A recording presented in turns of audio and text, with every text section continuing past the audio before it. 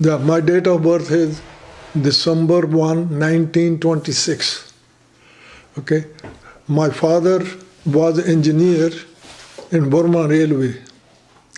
My mother was there too, but when my mother was expecting, and he sent me back to India from Germany, to her, so because he does not want me to be born in Burma. Okay, so then after my birth, he left back. He was there. My mother was there. He went back to Burma. He said he used to not keep. He was making good salary. He was not making saving any much. He said, "Who I'm gonna give?" Because I was the only child. So then he said, "Well, now I need so much for his studies." He was telling my mother and people, "No, I won't drink that. I won't destroy the money. I will save." Then after 4 months, according to my mother, then he passed away in Burma. That I don't know what kind of disease he had. They had the operation. It was not successful. He was there. Then my mother, we were living in a village, Jalandhar district, and we have landed property. And so my mother have saved some money, some there. So we kept there. Then she bought another 8 acres more. We had only 4 acres from my grandparents, and all that thing, our share. Then we had another one. Then we got it that my father, this was first wife, passed away. There was no issue. Okay. ਜਿਹੜੀ ਪਹਿਲੀ wife ਸੀਗੀ ਉਹ she passed away. There were no bacha, nothing. But they have some landed property. They gave it to my father nu deti. Okay, that's close to Upra. It's a gadi ਪਿੰਡ ਸੀਗਾ ਜਿੱਥੇ ਉਹ ਪਹਿਲਾਂ ਵਿਆਹਿਆ ਸੀਗਾ ਉਹ ਵੀ ਸੀ ਉਹ ਸਾਡੇ ਕੋਲ ਆ ਗਈ ਸਾਡੇ ਨਾਂ ਮੇਰੇ ਨਾਂ ਹੋ ਗਈ ਜਦੋਂ ਮੇਰੇ ਨਾਂ ਹੋ ਗਈ ਉਹ ਤੋਂ ਬਾਅਦ ਸਾਡੇ ਕੋਲ ਕੰਟਰੋਲ ਆ ਗਿਆ ਤੇ ਉਹ ਫਿਰ ਅਸੀਂ ਆਮਦਨ ਲੈਂਦੇ ਰਹੇ ਸੋ ਮੈਂ ਫਿਰ ਪੜ੍ਹਨ ਲੱਗ ਪਿਆ ਉੱਥੇ ਪਿੰਡ ਹੈਗਾ ਬਿਰਕਾਂ ਪਿੰਡ ਹੈਗਾ ਉੱਥੇ ਸ਼ੁਰੂ ਕਰਤਾ ਪਹਿਲੀ 'ਚ ਪਿੰਡ ਤਾਂ ਸਾਡੇ ਹੈ ਨਹੀਂ ਸੀ ਪੱਦੀ ਪਿੰਡ ਹੈਗਾ 1 ਮੀਲ 'ਤੇ ਫਿਰ ਉਦੋਂ ਮੁਸਲਮਾਨਾਂ ਦਾ ਇੱਕ ਪਿੰਡ ਸੀਗਾ ਗਹੌਰ ਦੇ ਕੋਲ ਗਹੌਰ ਸੀ ਫਿਰ ਦੂਜੀ ਦੇ ਵਿੱਚ ਉੱਥੇ ਮੇਰੀ ਮਾਂ ਦੇ ਪਸੰਦ ਨਹੀਂ ਸੀ ਉੱਥੇ ਦੇ ਮਾਸਟਰ ਜਿਹੜਾ ਸੀਗਾ ਕਿਉਂਕਿ ਉਹ ਇੱਥੋਂ ਧੁੰਨੀ ਤੋਂ ਫੜ ਲੈਂਦਾ ਹੁੰਦਾ ਸੀ ਅਤੇ ਉਹ ਜਿਹੜਾ ਮੌਲਵੀ ਉੱਥੇ ਰੱਖਿਆ ਬਿਰਕਾਂ ਦਾ ਉਹਨਾਂ ਨੇ ਉੱਥੋਂ ਬਦਲ ਕੇ 2 ਹੋਰ ਮੁੰਡੇ ਸੀ ਅਸੀਂ ਗਹੌਰ ਪੜ੍ਹਨ ਲੱਗ ਪਏ ਗਹੌਰ ਤੋਂ ਮੈਂ ਚੌਥੀ ਕੀਤੀ ਚੌਥੀ ਕਰਕੇ ਹੁਣ 5ਵੀਂ 'ਚ ਜਾਣਾ ਸੀ ਫਗਵਾੜੇ ਚਲੇ ਗਿਆ ਜਗਜੀਤ ਸਕੂਲ ਅਤੇ ਉੱਥੇ 5ਵੀਂ ਕੀਤੀ ਫਿਰ ਮੈਂ ਉੱਥੋਂ ਰਾਮਗੜੀਆ ਸਕੂਲ ਚਲੇ ਗਿਆ 6ਵੀਂ 'ਚ ਰਾਮਗੜੀਆ ਸਕੂਲ ਫਗਵਾੜਾ ਪਰਲੇ ਪਾਸੇ ਹੈਗਾ ਹਰੀਆਬਾਦ ਰੋਡ 'ਤੇ ਉੱਥੋਂ 10ਵੀਂ ਕੀਤੀ ਸੋ ਆਈ ਸਟਾਰਟ ਫੁੱਟਬਾਲ ਦਾ ਮੈਂ ਪਲੇਅਰ ਸੀ ਕੈਪਟਨ ਸੀ ਮੈਂ ਹਾਈ ਸਕੂਲ ਦੀ ਟੀਮ ਦਾ ਅਸੀਂ ਜਿੱਤਿਆ ਉਹ ਜਿਹੜੇ ਕਪੂਰਥਲਾ ਸਟੇਟ ਦੀ ਟੂਰਨਾਮੈਂਟ ਸੀਗਾ ਕੱਪ ਵੀ ਲਿਆਂਦਾ ਸੋ ਉਦੋਂ ਦੇ ਫਿਰ ਉਹ ਤੋਂ ਬਾਅਦ ਮੈਂ ਇੱਧਰ ਉੱਧਰ ਫਿਰਦਾ ਰਿਹਾ ਸੋ ਉਹ ਤੋਂ ਬਾਅਦ ਕੁਛ ਕੀਤਾ ਨਹੀਂ ਇੱਥੇ ਨੌਕਰੀ ਕਰ ਉੱਥੇ ਨੌਕਰੀ ਕਰ ਅਤੇ ਫਿਰ ਮੈਂ ਪੁਲਿਸ 'ਚ ਵੀ ਰਿਹਾ ਉੱਥੇ but I did not like it okay ਅਤੇ ਫਿਰ ਮੇਰਾ ਜਿਹੜਾ ਮਾਸੀ ਦਾ ਮੁੰਡਾ ਸੀ ਇੱਕ, ਅਸੀਂ ਸਾਕਰ ਖੇਡਦੇ ਹੁੰਦੇ ਸੀ। ਅਤੇ ਉਹ ਮੈਂ ਪਟਿਆਲੇ ਆ ਗਿਆ। ਪਟਿਆਲੇ ਫਿਰ ਇੱਥੇ ਜੋਬਾਂ ਕੀਤੀਆਂ। ਫਿਰ ਜਿਹੜਾ ਮੇਰਾ ਮਾਸੀ ਦਾ ਮੁੰਡਾ ਸੀ ਇੱਕ, ਅਸੀਂ ਫੁੱਟਬਾਲ ਇਕੱਠੇ ਖੇਡਦੇ ਹੁੰਦੇ ਸੀ।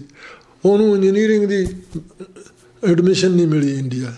ਉਹਦਾ ਫਰੈਂਡ ਸੀਗਾ ਫਰੈਜ਼ਨੋ, ਉਹਨੂੰ ਲਿਖਿਆ, ਉਹਨੇ ਉਹਦੀ ਐਡਮਿਸ਼ਨ ਫਰੈਜ਼ਨੋ ਭੇਜ ਪਹੁੰਚਾ ਦਿੱਤੀ। ਉਹਦਾ ਨਾਂ ਸੀ ਤੇਜਿੰਦਰ ਸਿੰਘ ਗਰੇਵਾਲ। ਅਤੇ ਉਹਨੇ ਉੱਥੇ ਆ ਗਿਆ।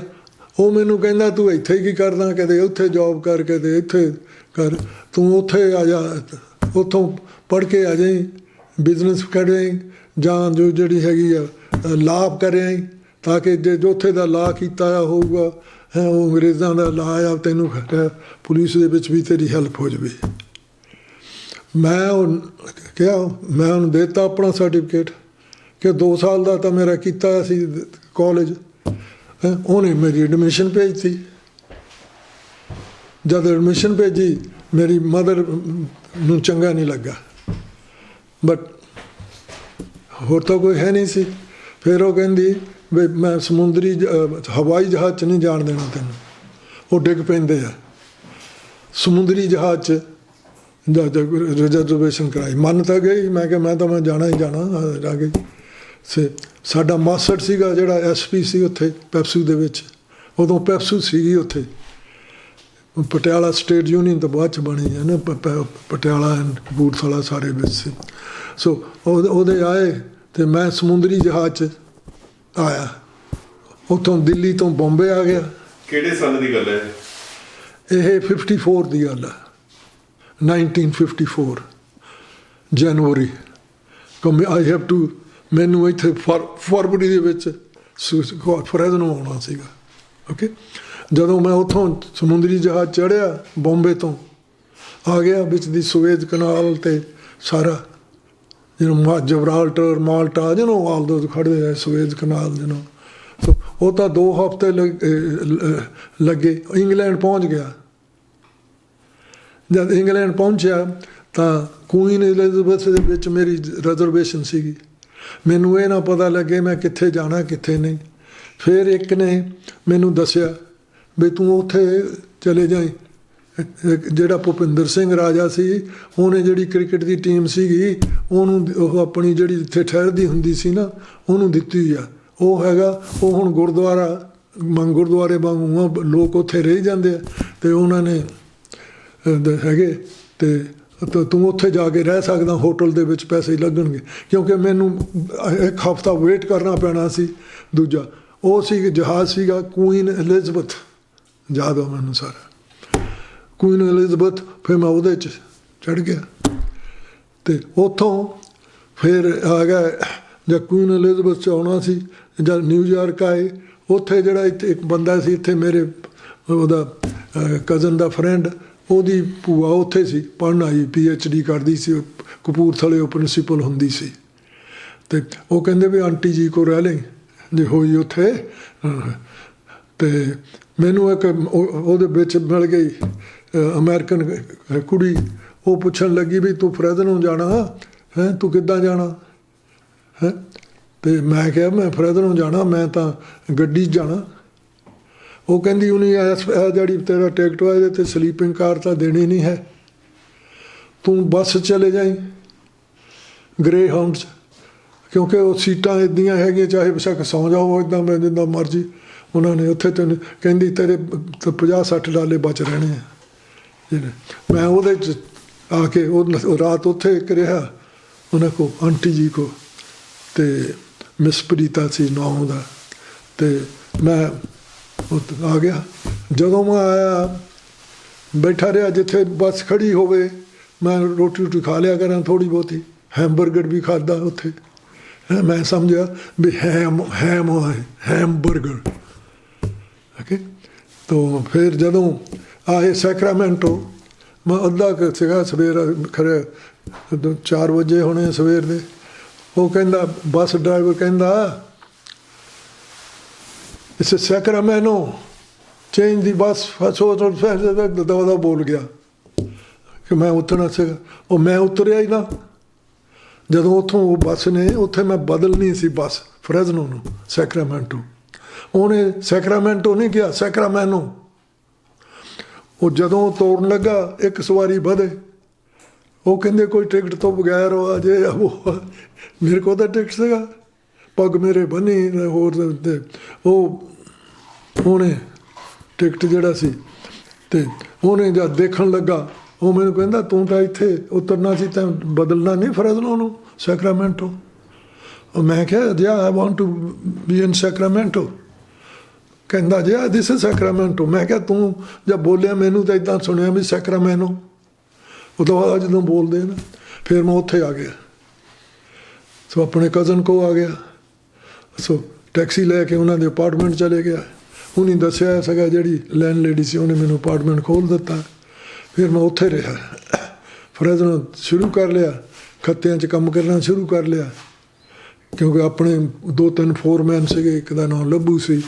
ਉੱਥੇ ਉਹ ਕਹਿੰਦਾ ਆ ਜਾ ਕਰੋ ਜਦੋਂ ਤੁਹਾਡੇ ਕੋਲ ਬੇਲ ਹੋਵੇ, ਟਾਈਮ ਲਾ ਦਿਆ ਕਰੋ ਗਰੇਪਾਂ ਦਾ ਜਿਹੜਾ ਕੁਛ ਕਰਨ ਦਾ ਕੰਮ। ਅਤੇ ਇੱਕ ਭਗਵਾਨ ਸਿੰਘ ਸੀਗਾ, ਅਤੇ ਭਗਵਾਨ ਸਿੰਘ ਦਾ ਇੱਕ ਭਤੀਜਾ ਆ ਗਿਆ ਫਿਰ।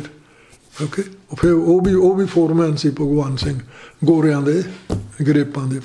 ਸੋ ਉੱਥੇ ਕੰਮ ਕਰਦੇ ਰਹੇ। ਫਿਰ ਸਮਰ ਦੇ ਵਿੱਚ ਮੰਡੋਟੇ ਕੰਮ ਕੀਤਾ, ਕਪਾਹ ਨੂੰ ਪਾਣੀ ਲਾਇਆ। ਉੱਥੇ ਮਹਿੰਗਾ ਸਿੰਘ ਸੀਗਾ ਤੱਖਰ, ਉੱਥੇ ਦਾ ਸ਼ੰਕਰ ਦਾ, ਅਤੇ ਉਹ ਫੋਰਮੈਨ ਸੀਗਾ। ਉੱਥੇ ਸਟੂਡੈਂਟਸ 4-5 ਸੀਗੇ ਉਹਦੇ ਕੋਲ। ਕਹਿੰਦਾ ਕੋਈ ਨਹੀਂ ਸਟੂਡੈਂਟ ਹੋ ਜਾ। 7 ਹੀ ਦਿਨ ਕੰਮ ਕਰਨਾ, 12 ਘੰਟੇ ਰੋਜ਼ ਦੇ, 7 ਹੀ ਦਿਨ, 80 ਸੈਂਟ ਘੰਟੇ 'ਤੇ। ਸੋ ਉਹ ਸਾਰੇ ਸਟੂਡੈਂਟ ਹੀ ਸੀਗੇ। ਚਲੋ ਕਪਾਹ ਨੂੰ ਪਾਣੀ, ਕਪਾਹ ਬੜੀ ਹੋ ਗਈ, ਕਪਾਹ ਨੂੰ ਪਾਣੀ ਲਾਇਆ। ਫਿਰ ਉੱਥੇ ਕਪਾਹ ਨੂੰ ਪਾਣੀ ਲਾਉਣ, ਫਿਰ ਆ ਗਿਆ ਦੂਜਾ ਜੂਬਾ ਸਿਟੀ ਦਾ, ਵੀ ਪੀਚ ਤੋੜਨੀ, ਉੱਥੇ ਠੇਕੇ 'ਤੇ ਜ਼ਿਆਦਾ ਪੈਸੇ ਬਣਦੇ ਆ। ਫਿਰ ਉੱਥੇ ਚਲੇ ਗਏ, ਜੂਬਾ ਸਿਟੀ ਛੱਡ ਕੇ। ਜੂਬਾ ਸਿਟੀ ਫਿਰ ਪੀਚ ਤੋੜੇ, ਪਲਮ ਪੀਚ ਤੋੜੇ, ਜਿਹਨੂੰ ਠਾਕਰ ਸਿੰਘ ਤੁੱਲੀ ਕਹਿੰਦੇ ਸੀ, ਜੰਡਿਆਲੇ ਦਾ ਸੀਗਾ। ਅਤੇ ਉੱਥੇ ਆ ਗਏ। ਉਹ ਤੋਂ ਬਾਅਦ ਫਿਰ ਇੱਥੇ ਆਏ। ਜਦੋਂ 2 ਸਾਲ ਰਹਿੰਦੇ ਸੀ, ਅਤੇ United States Army drafted me. Okay, that's another important thing. So ਲੋਕ ਕਹਿੰਦੇ ਆ ਕਿ ਯੂਨਾਈਟਡ ਸਟੇਟਸ ਜਿਹੜੀ ਆਰਮੀ ਆ, ਹੁਣ ਦਾ ਨਹੀਂ ਮੈਨੂੰ ਪਤਾ ਸੀਗੀ, ਉਹ ਡਰਾਫਟ ਨਹੀਂ ਕਰਦੇ, ਡਰਾਫਟ ਸਿਸਟਮ ਸੀਗਾ। Yes, they don't do it. There is a law that everybody, you come as a tourist or student, doesn't matter. Okay? You sign the statement that if the need arises to wear the arms, even against your own country, you take oath, you will do it. He said, everybody sign those fine prints over there. Because then when they drafted me,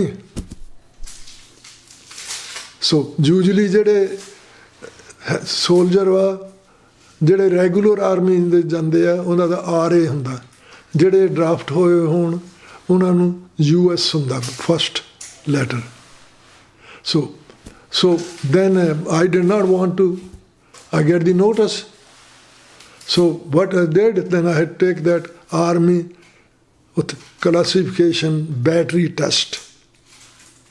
I took it, all those, all those English and all mathematics and all those things.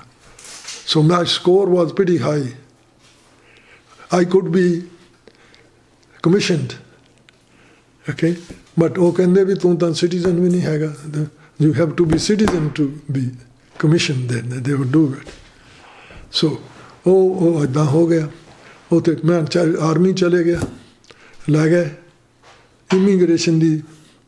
ਮੈਨੂੰ ਇਹ ਸੀ ਵੀ ਸਾਰੇ ਕਹਿੰਦੇ ਸੀ ਜੇ 90 ਦਿਨ ਸਰਵ ਕਰੋ army 'ਚ ਤਾਂ ਤੁਸੀਂ ਸਿਟੀਜ਼ਨ ਬਣ ਜਾਂਦੇ ਆ। But that law expired in 55. I did not go till 56. March 56, because when Korean War stopped, after World War II, you know, that was there. So they said there is no law, they were telling me. Now immigration have written me a letter to the army because he's joined the army, something, university have to inform them, you know, inform immigration. So that's what had happened. And so I was there, I was fighting, going. By the time they do the training at Fort Carson, Colorado, and after then they give me 2 weeks off. You didn't have no time to do it, you know, listen to. So immigration said, this is our understanding, you have joined the army. So your status as a student is being suspended. But when you get out of the army, be sure you let us know which university you go to or where you live and where you live. ਮੈਂ ਤਾਂ ਡਰ ਗਿਆ, ਕੀ ਕਰਨਾ ਸੀ? ਮੈਂ ਕਿਹਾ ਕੀ ਕਰੀਏ? ਜਦੋਂ ਨੂੰ ਮੈਨੂੰ ਚੱਕ ਕੇ ਉਹਨੇ ਜਰਮਨੀ ਮਾਰਿਆ, ਟ੍ਰਾਂਸਫਰ ਕਰਤਾ ਜਰਮਨੀ ਚਲੇ ਗਿਆ, ਇੱਕ ਜੂਨ 'ਚ ਜਾਂਦੀ 'ਚ ਭੇਜ ਦਿੱਤਾ। ਉੱਥੇ ਵੀ ਮੈਂ ਇੱਦਾਂ ਹੀ ਕਰਦਾ ਰਿਹਾ, ਲੈਟਰ ਲਿਖਦਾ ਰਿਹਾ ਕਾਂਗਰਸਮੈਨਾਂ ਨੂੰ ਵੀ ਮੈਨੂੰ ਕੁਛ ਕਰੋ। ਉਹ ਕਹਿੰਦੇ ਲਾ you have to be change. ਮੈਂ ਕਿਹਾ ਮੈਨੂੰ ਤਾਂ ਪਤਾ ਨਹੀਂ ਸੀ, ਮੈਂ ਲੈਟਰ ਲਿਖਦਾ ਰਿਹਾ। ਸੋ ਉਹ ਤੋਂ ਬਾਅਦ ਉੱਥੇ ਚੱਲਦੇ ਰਿਹਾ। ਫਿਰ ਮੈਂ ਇੰਡੀਆ ਜਾਣਾ ਨਾ ਚਾਹਾਂ, ਨਾ ਇੱਧਰ ਜਿਉਂ ਆਵਾਂ। ਮੈਂ ਕਿਹਾ ਜੇ ਪਤਾ ਲੱਗੇ ਜਾਂ ਕਿਉਂ ਜਾਣਾ, ਮੁੜ ਕੇ ਕਿੱਦਾਂ ਆਉਣਾ। ਅਤੇ ਫਿਰ ਮੈਂ ਉਹ ਖਤਮ ਹੋ ਗਿਆ ਮੇਰਾ ਪੀਰੀਅਡ। ਜਦ ਖਤਮ ਹੋ ਗਿਆ, ਮੈਨੂੰ ਉਹ ਕਹਿੰਦਾ ਜਿਹੜਾ ਰਿਕਰੂਟਿੰਗ ਸਾਰਜੈਂਟ ਹੁੰਦਾ ਵੀ ਤੇਰਾ ਖਤਮ ਹੋ ਗਿਆ, ਯੂ ਵਾਂਟ ਟੂ ਰੀਇਨਲਿਸਟ। ਮੈਂ ਕਿਹਾ ਮੈਨੂੰ ਤਾਂ ਇਹਨੇ ਰੀਇਨਲਿਸਟ ਕਰਦੇ ਨਹੀਂ, ਮੈਂ ਇਹਨਾਂ ਕੋਲ ਹੈ ਨਹੀਂ ਉਹ ਗ੍ਰੀਨ ਕਾਰਡ। ਉਹ ਕਹਿੰਦਾ ਵੀ ਕੈਨ ਐਕਸਟੈਂਡ ਯੂ 18 ਮਹੀਨਿਆਂ ਲਈ। ਅਤੇ ਮੈਂ ਕਿਹਾ ਚਲੋ ਇਹ ਵੀ ਸਿੱਖ ਹੋਇਆ, 18 ਮਹੀਨਿਆਂ ਲਈ ਮੈਨੂੰ ਐਕਸਟੈਂਡ ਕਰ ਦਿੱਤਾ। ਸੋ ਮੈਂ ਉਹ ਤੋਂ ਬਾਅਦ ਮੈਂ ਪ੍ਰਮੋਟ ਹੋ ਗਿਆ। ਜਿਹੜਾ ਮੇਰਾ ਸਕੋਰ ਸੀਗਾ ਉਹ ਆਫਿਸਰ ਸੀ, ਮੈਂ ਬਣ ਤਾਂ ਸਕਦਾ ਨਹੀਂ ਸੀ। ਮੈਨੂੰ ਉਹਨਾਂ ਨੇ ਪਰਸਨਲ ਚਲਾ ਦਿੱਤਾ, ਪਰਸਨਲ ਕਲਰਕ। ਸੋ ਮੈਂ ਪੇ ਕਲਰਕ ਬਣ ਗਿਆ ਇੱਥੇ। Okay, you know all that thing. So what happen, ਕਿਉਂਕਿ ਮੈਂ ਬਿਜ਼ਨਸ ਦੀ ਸਟੱਡੀ ਕਰਦਾ ਸੀਗਾ। ਅਤੇ ਉਹ ਤੋਂ ਬਾਅਦ ਫਿਰ ਮੈਨੂੰ ਜਰਮਨੀ ਬੜਾ ਚੰਗਾ ਲੱਗਾ। ਉਹ ਉਦੋਂ ਸਾਡੀ ਸੋਲਜਰ ਦੀ ਸੈਲਰੀ ਸੀਗੀ $78 ਦੇ month. Okay, but $78 on that time being in Germany was lots of money. The exchange rate there was a 4.20 German marks for $1. ਉਹ ਸਾਡੇ $6-7 ਕੱਟ ਲੈਂਦੇ ਸੀ ਲਾਂਡਰੀ ਦੇ, ਫਲਾਨੇ $4 KP ਦੇ ਕਿਚਨ ਪੁਲਿਸ, ਕਿਉਂਕਿ ਨਹੀਂ ਡਿਸ਼ ਵਾਸ਼ ਧੋਣੇ ਪੈਂਦੀਆਂ ਨਾ, ਡਿਸ਼ਾਂ ਫਿਰ ਚੜ੍ਹਦੇ ਨਹੀਂ ਸੀ। ਉਹ ਫਿਰ ਜਰਮਨ ਬੰਦਿਆਂ ਨੂੰ ਹਾਇਰ ਕਰ ਲੈਂਦੇ ਸੀ। ਉਹ ਸਾਡੇ ਕੋਲ $70-80 ਬਚ ਜਾਂਦੇ ਸੀ। ਉਹਦਾ ਤਾਂ 350 ਬਣ ਜਾਂਦਾ ਸੀ। 4.2 ਦੇ ਨਾਲ 300 ਵੀਰ ਮਨੀ ਸੀ ਸਾਰੀ। ਰਹਿਣਾ ਉੱਥੇ, ਕੱਪੜੇ ਤੁਹਾਡੇ ਕੋਲ ਹੈਗੇ ਆ, ਸੌਣਾ ਉੱਥੇ, ਰੋਟੀ ਉੱਥੇ ਖਾਣੀ। So that's what had happened. So I then keep extending again. Then I keep writing letter to the army, congressmen. Some they answer, they are going to introduce the bill, you know, we understand this and that. ਕਿਵੇਂ ਤੁਹਾਡਾ immigration ਦਾ ਕਿਵੇਂ settlement ਕਿਵੇਂ ਹੋਈ? ਹਾਂਜੀ, immigration ਦੀ settlement ਕਿਵੇਂ ਹੋਈ ultimately? ਮੇਰੀ settlement ਕਿੱਦਾਂ ਕਾਹਦੀ? ਕਿਵੇਂ ਇਮੀਗ੍ਰੈਂਟ ਕਿਵੇਂ ਹੋਏ ਤੁਸੀਂ US ਦੇ? ਸਿਟੀਜ਼ਨ ਕਿੱਦਾਂ ਆਏ ਉਹੋ ਹੀ ਦੱਸਣ ਲੱਗਾ ਹੁਣ। ਫਿਰ ਉਹ ਜਿਹੜਾ ਕੁਛ ਨਹੀਂ ਸੀ ਪਾਸ ਹੁੰਦਾ। ਉਹ ਤੋਂ ਬਾਅਦ ਜਦੋਂ ਗੋਆ 'ਤੇ ਸੀਗਾ ਵੀ India, Goa belongs to India or Portugal, that was the discussion going. I was still in Germany because I was so afraid. ਅਤੇ ਕਿਉਂਕਿ ਕੁਰਸ਼ੇਬ ਜਿਹੜਾ ਸੀ ਉਹ ਕਹਿੰਦਾ ਸੀ ਇਸ ਬਿਲੋਂਗ ਟੂ ਇੰਡੀਆ। ਜਿਹੜਾ ਇੱਥੇ ਦਾ ਸੈਕਟਰੀ ਆਫ ਸਟੇਟ ਸੀਗਾ ਉਹ ਕਹਿੰਦਾ ਸੀ belongs to England.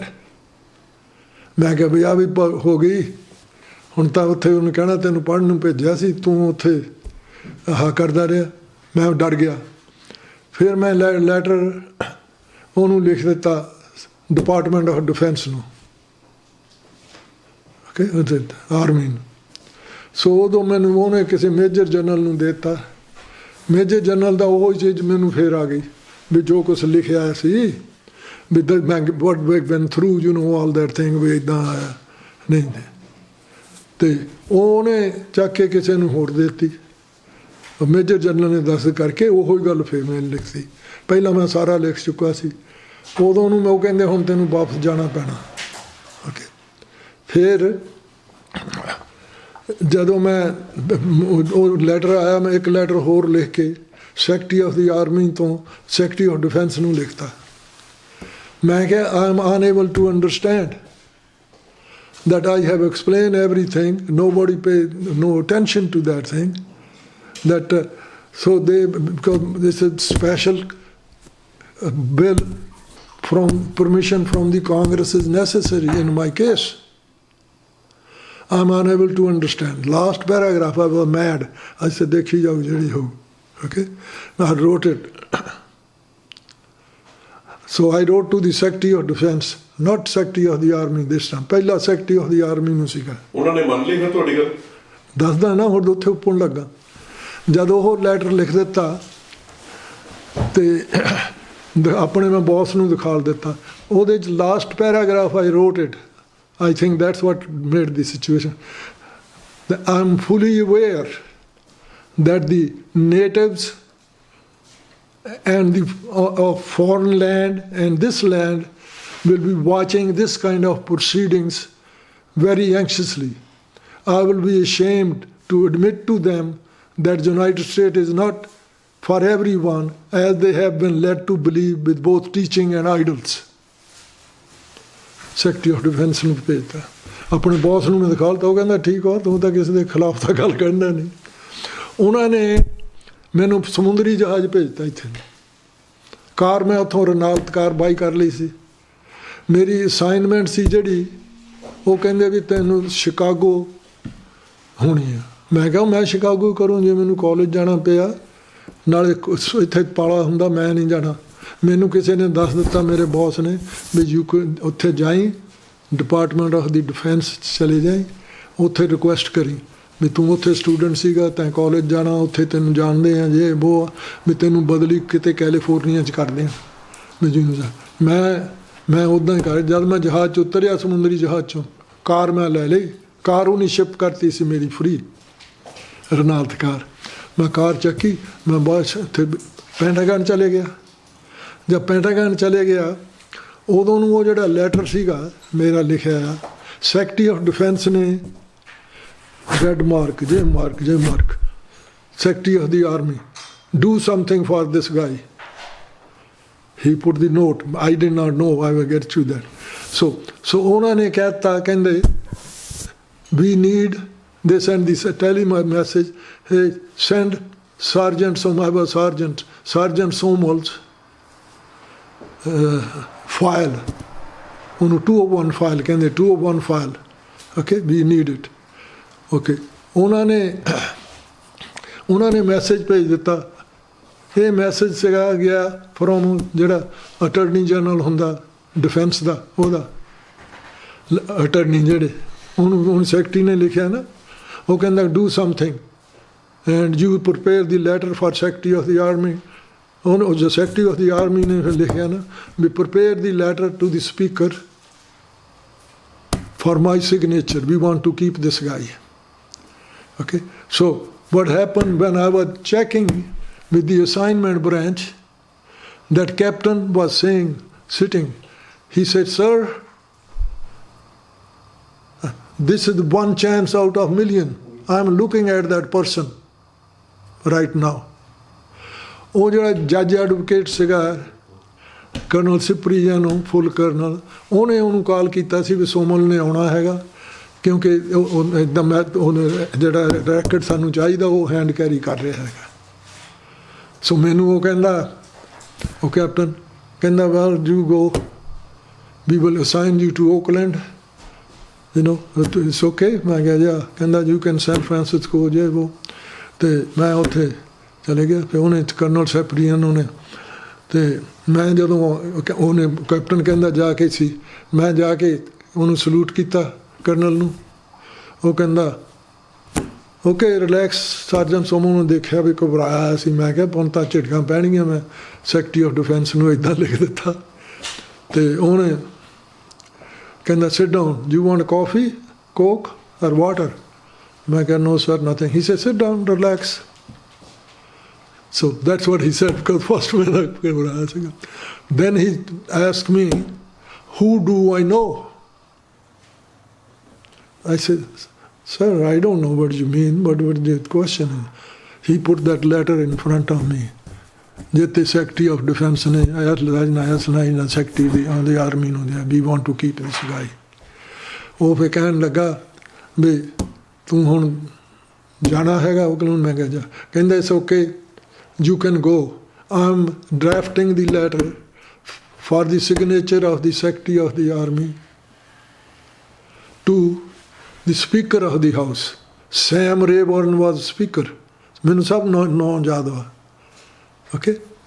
That we want to keep this guy. They have to introduce, there's no law, they have to introduce your by name, that we want to keep you as a special case. He said, if the immigration bothers you, go back to Oakland. Here's my phone number, home phone number. When you call me, they don't worry about it. We are going to take care of you. So I went there, drove my car back. I just reported at Oakland. So ਉਦੋਂ ਫਿਰ bill pass ਨਹੀਂ ਹੋਇਆ। Okay, ਕਿਉਂਕਿ ਉਹ ਆ ਗਈ election president Kennedy ਦੀ। ਆਈਜ਼ਨਹਾਵਰ out. ਅਤੇ ਉਹ ਫਿਰ ਆ ਗਿਆ ਮੈਸੇਜ। ਉੱਥੇ ਮੈਂ ਓਕਲੈਂਡ ਸੀਗਾ। ਉੱਧਰ ਮੇਰਾ ਆਇਆ ਸੀ ਵੀ ਨਿਕਲਣਾ ਹੈਗਾ। ਓਕਲੈਂਡ ਵਾਲਿਆਂ ਨੂੰ ਜੱਜ ਐਡਵੋਕੇਟ ਨੇ ਇਹ ਭੇਜਿਆ message, as an exception to the American Army regulations, Sergeant Somol can be afforded the opportunity to extend for 1 year, so their bill can be passed, because this bill, because of the election, did not go through. They give me the option to extend. So I was clearing the post. They called me. So then they extend me for 1 more year. They said, you want to sign it? This is the one. I said, yeah, I will sign it. I didn't want to get out. But by that time, but President Kennedy, won on that time, and then he passed that thing, stop, ਜਦੋਂ ਇੱਥੇ ਆ ਜਿਹੜਾ country ਹੈਗਾ ਜਿਹੜਾ ਸੀਗਾ next to India, that ਜਦੋਂ ਜਿਹੜੇ ਉਹਨੇ ਮਿਸਲ ਭੇਜਣੇ ਕਿਊਬਾ ਨੂੰ, American, Russian people was sending the missiles to Cuba. The president didn't want it. So President Kennedy said 3 words: move it or else. That's the word. Then before he said that, he froze everything for 1 year. Because of this, Army, Air Force, Navy, nobody get out. So then this is what, then when the missiles came back, Khrushchev took it. ਫਿਰ ਤੁਸੀਂ immigrant ਕਿਵੇਂ ਬਣੇ ਇੱਥੋਂ ਦੇ? Citizen ਕਿਵੇਂ ਬਣੇ? Citizen ਉਹ ਤਾਂ ਬਿੱਲ ਪਾਸ ਹੋ ਗਿਆ ਬਾਈ ਨੇਮ। ਜਦੋਂ ਬਿੱਲ ਪਾਸ ਹੋ ਗਿਆ ਬਾਈ ਨੇਮ, I was still in Oakland in the army, Oakland Army base. Okay, now I had to become citizen. So I applied for it. I took the oath in San Francisco. It took 2-3 months to the process thing. So that's how I became the citizen. Then that was, by the time it was 1961. So then I want to go to India. Now I'm citizen. So you didn't hear this one yet. So now my mother sent me the ticket, come to India, mere putt ne auna je wo. I kept that ticket, cashed it. I found army airplane going through that thing. It's at the Auckland, Auckland they call air base. So I found out through some, talking to the other soldiers. So then I apply for I was still in the army, I apply for leave. So I had enough leave, they gave me the leave, month and a half. So I went over there to Travis Air Force Base, which is close to Sacramento and Bay Area. Then they said, yeah, there is one plane, go, take those embassy things, every week. But the guy told me, you talk to those soldiers there, they said, yeah, but sometimes you can't get it because duty people have to get it, this and that, the jihad, But we have one plane going day after tomorrow. Okay? And there's one officer, major, and he's going, and that some secret stuff in it, in that plane. It's a commercial plane. You both are going to go. We are going to give you the pistol to both of you. Because you did not leave those plane until they relieve you. So that's going to go to Clark Air Force Base in Philippines. Okay? Well, so you have this thing, secret stuff. You don't let it go. You hand it to them. So that's it. They have to get that plane stuff that there. And if this plane stops someplace, you don't go. Leave the plane until the military police people come and relieve you. So I went to there. So Clark Air Force Base. I got out. Now I'm in Philippines. So I asked them. They told me. They said the other plane is behind still. One day. So, because they usually go through all that Iran and all, that chakka. So then I went to India in that plane. I did not pay no money because they took that plane and from Clark Air Force Base, then they went to Hawaii or whatever, and then went to Calcutta. They stopped there, then went to New Delhi. I got out. I didn't pay for anything. Same thing, I make the reservation coming back.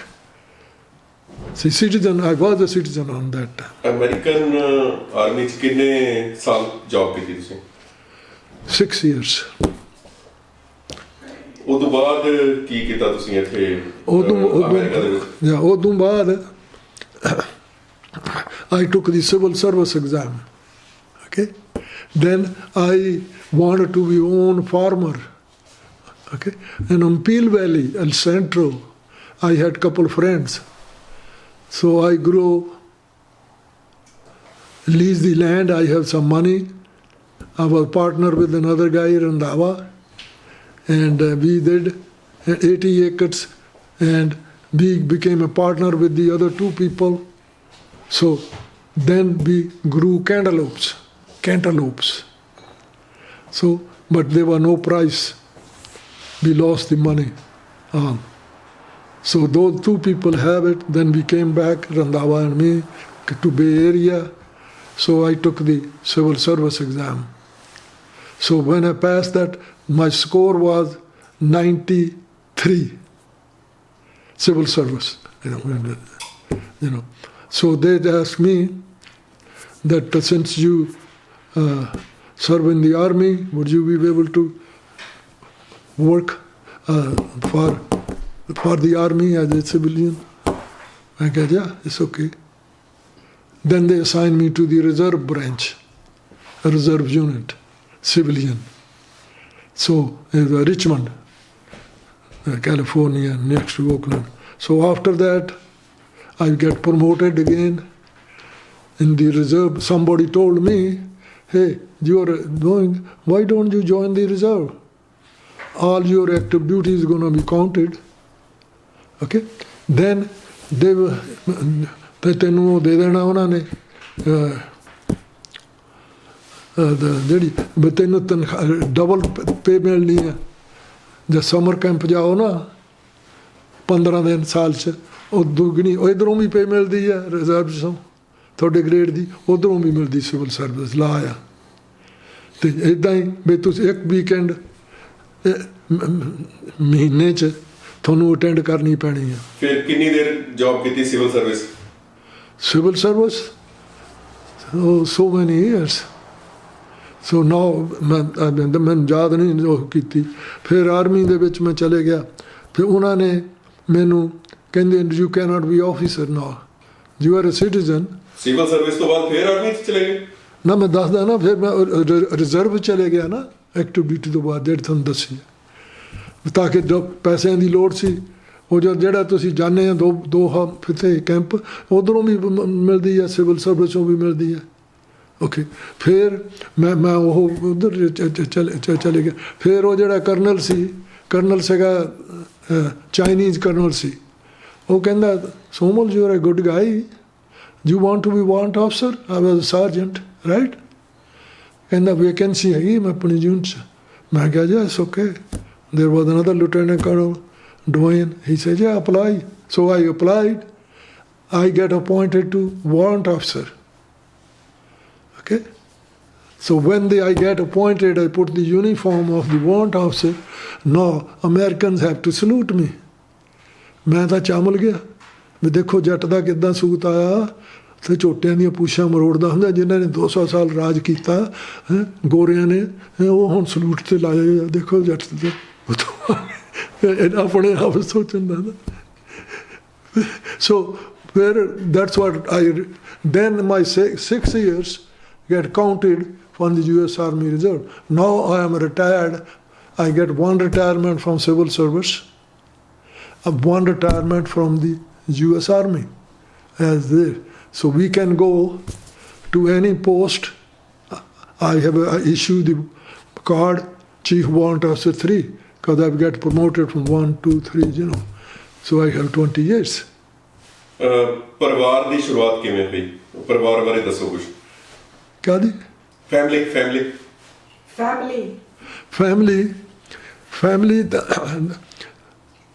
My mother, I called, she came here, my mother, but she passed away in Seattle. Yeah, okay, because she moved, she was not happy with us because she wanted to move. She thought her granddaughter will take care of her better because granddaughter got married, you know, she went there. So she insisted she went there. So my mother passed away. Then family, I wanted to, before my mother was still living, I wanted to get married. So many girls, so many people talking, there's no place but down to get married this way. You know how we get married? She had some friend I was advertising in Tribune over there, okay, that want to get married, so and so, you know, this and that, you know, retired the army. So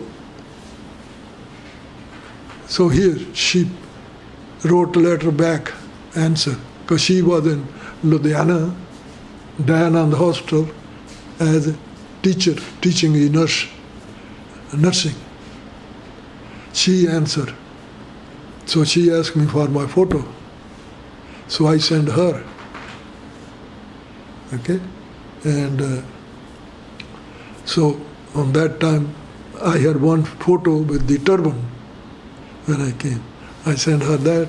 ਬੱਚਿਆਂ ਬਾਰੇ ਦੱਸੋ। So ਬੱਚੇ ਫਿਰ I got married, and then first was a son, you know, then he came, and the second was my daughter, who's there, and she's MD in Hawaii, right? And one of my son, the oldest one, first one, is over here in Anthem. He's MD, and my daughter is MD. Then the boy, another Jatinder, he's MD. So I have 3 doctors, 1 attorney. It's Bobby Garewal. He's going to be here next week. President Day for 3 days. He's going to come. So that's what had happened. So we were in Stockton. Then one of our relatives saw us at somebody's funeral, common then. He said, "What are you doing in Stockton?" He's a dentist, then over there. He said, "You should move over here." So they talked to my Jesse, son and boy. He said, "Well, the daddies say this and that. So he talked me into it. He said, "Well, go there." He said, "But you going here? Nobody's here there anyway." So that's what happened. So now, we are sort of happy, and that's all. And now you asked. World Sikh News ਨਾਲ ਕਿਵੇਂ ਜੁੜੇ? Okay. On that time, I was in Stockton, okay, and I was a real estate broker, and I had the company. I was working as and then in 1984, then the meeting. So that everybody from New York and other, when the Harmandir Sahib te army gayi hai, when pata laga, they were all upset. So the meeting was called in Stockton because that's the oldest Gurdwara. And I was in Stockton. So the meeting was there. They said we have to do something. And we have to tell the American that what the Indians are doing to the Sikhs, and all that thing. So what you do, and how we can start. It was a meeting. Somebody said, "Well, we are going to let's start the radio station." So let's start this one. They say, "Well, radio station, somebody, you put the announcer, he's not going to say right. Sometimes, whatever he want to feel, this and that. Well, let's find something else. Let's start the paper."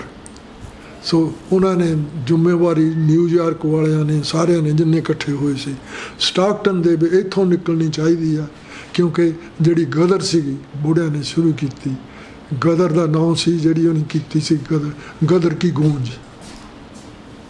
ਗਦਰ ਕੀ ਗੂੰਜ ਇੱਥੋਂ ਜਿਹੜੀ ਨਿਕਲਦੀ ਸੀ।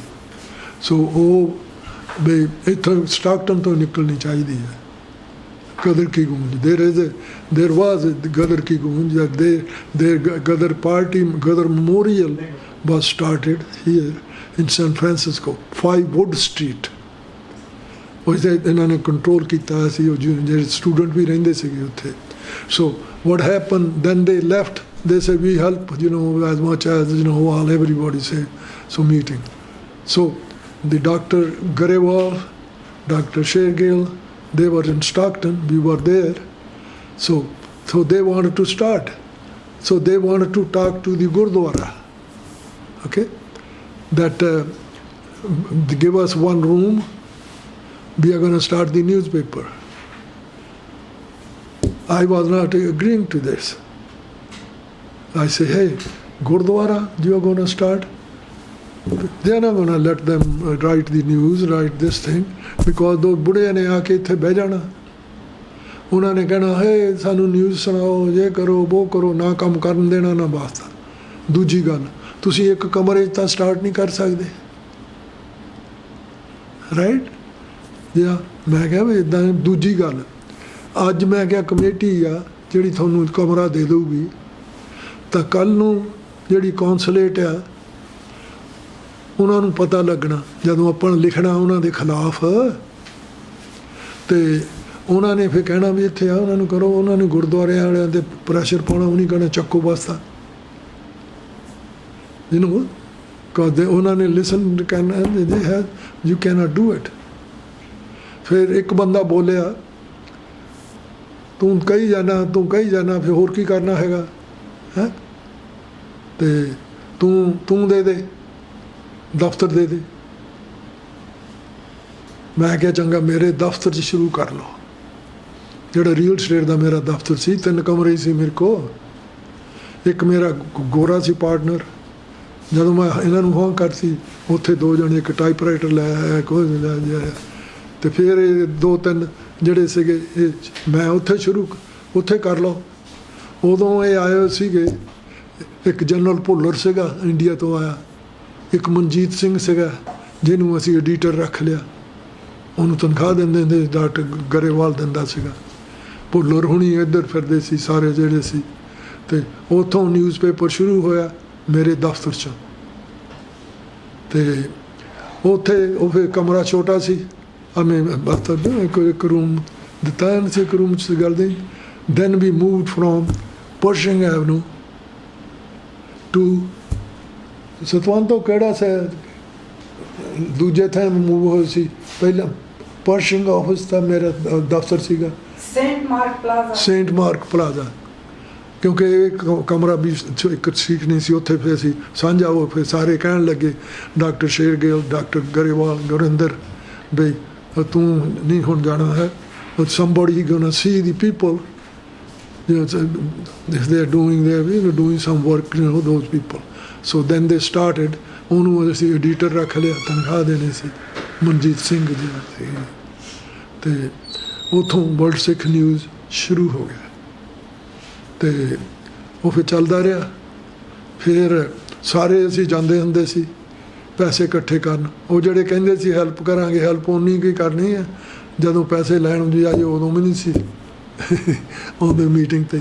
ਕਦੇ ਅਸੀਂ New York ਜਾਣਾ, ਕਦੇ Las Angeles ਜਾਣਾ, ਕਦੇ ਜੂਬਾ ਸਿਟੀ, ਕਦੇ ਫਰੈਜ਼ਨੋ, ਫੰਡ ਇਕੱਠੇ ਕਰਨ।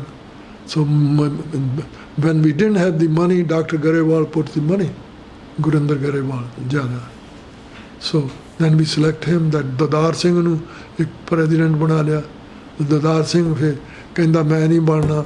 ਆ ਜਿਹੜਾ ਭਜਨ ਜੋਗੀ ਸੀਗਾ ਇੱਥੇ, ਉਹਨੇ ਕੁਛ ਕਿਹਾ ਦਦਾਰ ਨੂੰ ਵੀ ਕਿੱਦਾਂ ਪਤਾ ਨਹੀਂ ਪੈਂਦਾ, ਕਿ ਉਹ ਵੀ ਗੌਰਮੈਂਟ ਦਾ ਬੰਦਾ ਸੀ। ਅਤੇ ਫਿਰ ਦਦਾਰ ਹਟ ਗਿਆ। ਓਕੇ, ਪੈਸੇ ਦੇ ਦਿੰਦਾ ਸੀ ਦਦਾਰ, ਪੰਮਾ, ਸਾਰੇ ਜੂਬਾ ਸਿਟੀ ਵਾਲੇ, ਫਰਜ਼ਨੋ ਵਾਲੇ।